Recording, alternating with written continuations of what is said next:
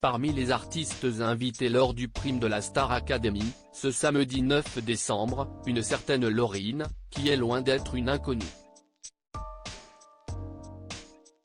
La chanteuse, qui a remporté la dernière édition de l'Eurovision, est en passe de devenir l'une des artistes les plus incontournables de ces dernières années.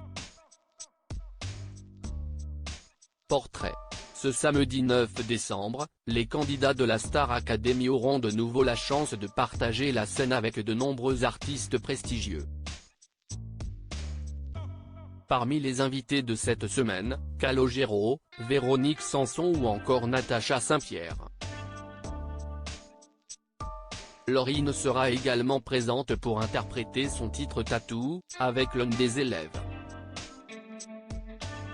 Si son nom ne vous dit rien, Lauryn a pourtant occupé l'espace médiatique en mai dernier, alors qu'elle remportait la 67e édition de l'Eurovision.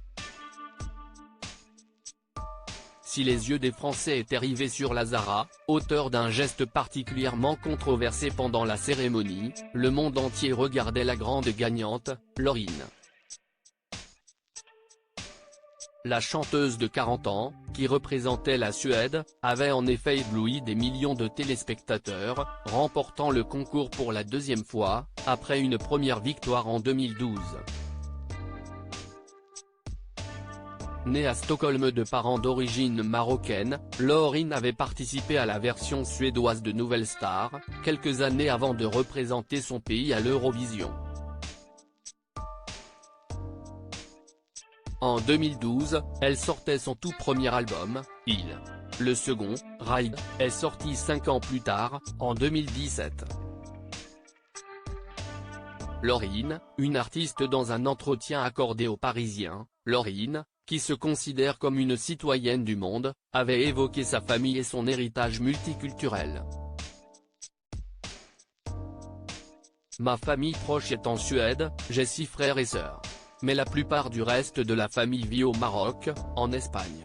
J'ai de nombreux cousins en France, à Paris, à Marseille, à Nice ou à Cannes.